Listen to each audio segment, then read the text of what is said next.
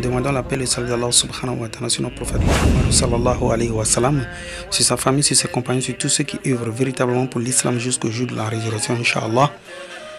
Bienvenue une fois de plus sur la chaîne de votre frère Ismaël Kossi. Je suis un converti à l'islam et il a belle lurette par la grâce d'Allah subhanahu wa ta'ala.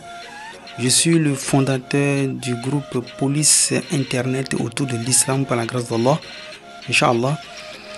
Aujourd'hui, nous allons passer sur l'une des expertises, je pense ne l'avoir jamais faite sur l'internet.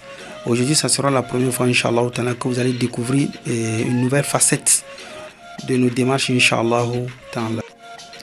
Donc, c'est juste que je surfais sur le net et puis du coup, j'ai découvert une chose qui m'a vraiment épaté. Je vous laisse un petit extrait. Je pense que ça va vous sidérer vous aussi, Inch'Allah.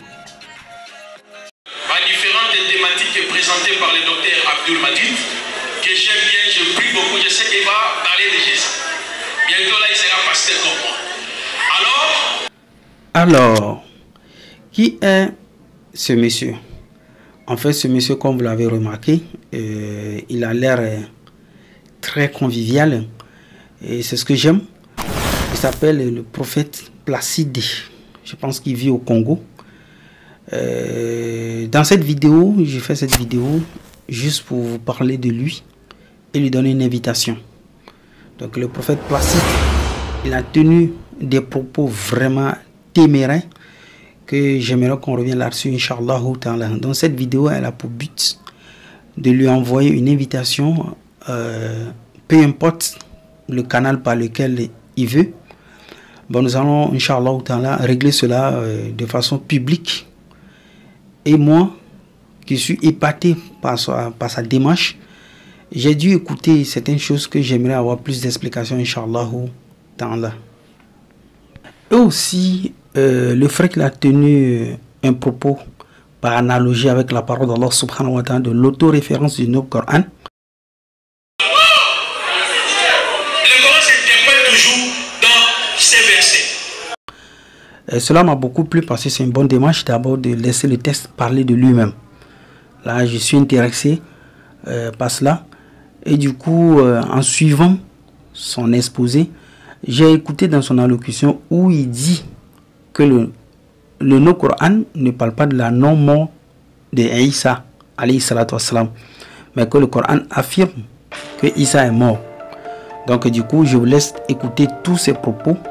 Et nous allons revenir là-dessus, Inch'Allah. Exemple sur la mort de Jésus. Nous avons démontré dans le Coran, plus de 70 sourates.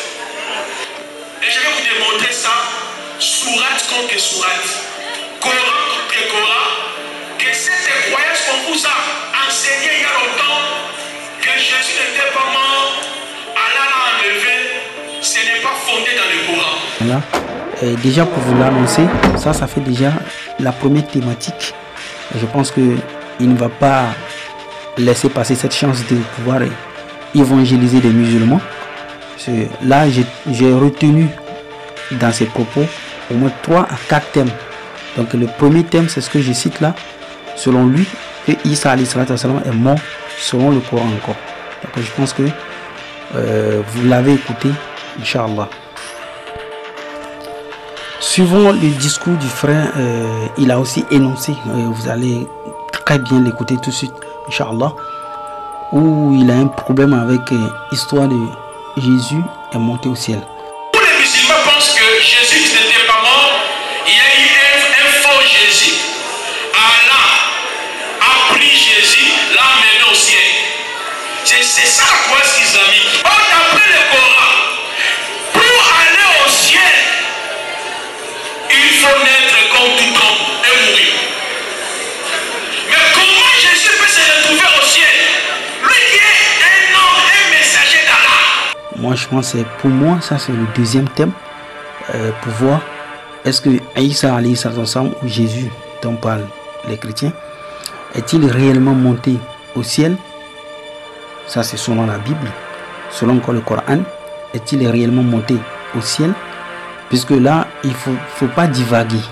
Il faut qu'on se positionne. Il faut qu'on soit centré, en fait. Donc, que dit le Coran? est-ce que le Coran dit que Isa est monté au ciel ou pas? Est-ce que la Bible prouve que Isa est monté au ciel ou dit qu'il est monté au ciel?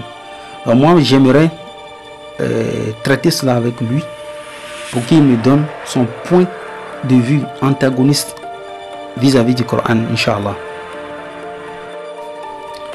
La troisième thématique que j'ai trouvé intéressante chez le frère, c'est qu'il contexte le Coran, comme quoi il n'y a jamais eu un faux semblant. Et ce qui m'a intéressé chez lui, c'est qu'il a eu la témérité de s'adonner à une entrée linguistique, c'est-à-dire rentrer dans la langue arabe pour prouver que Isa alayhi salatu wassalam, pour prouver ses dires. Donc là, ça m'a beaucoup intéressé. Est-ce que, voici le terme, est-ce que y a-t-il eu un faux semblant? Effectivement, oui ou non, selon le Coran, puisque comme je vous l'ai montré plus haut, où le frère il parle de l'auto-référence du nouveau Coran, Inch'Allah.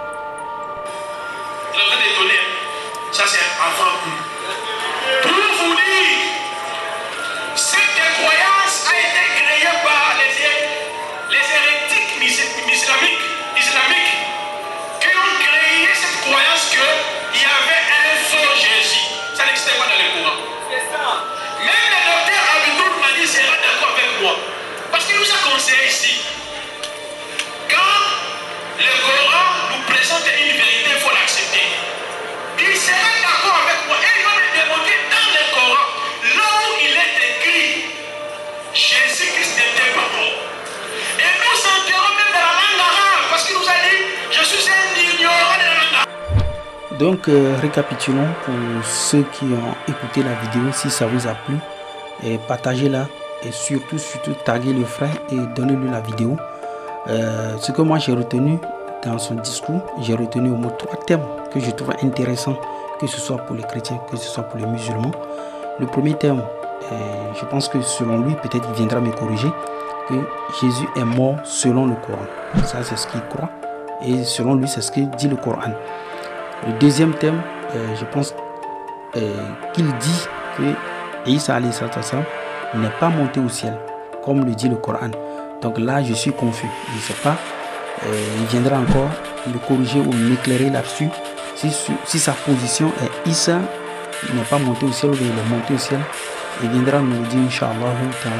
Le troisième thème, c'est que j'ai vu qu'il a un problème aussi au niveau du faux semblant. Je ne sais pas si il reconnaît ce faux semblant ou pas. Donc ça fait... Ces 3 thèmes-là sont radicaux. Et puis je pense que ces 3 thèmes sont très parlants, voire même lucides, pour pouvoir mener à bien notre mission d'éclairage, Inch'Allah. Donc pour finir, Alhamdulillahi Rabbil Alamin, je reconnais de n'avoir jamais demandé un débat à un chrétien quelconque sur les réseaux sociaux. Mais j'ai demandé ce débat au frère puisque ça m'a intéressé le sujet qu'il a abordé.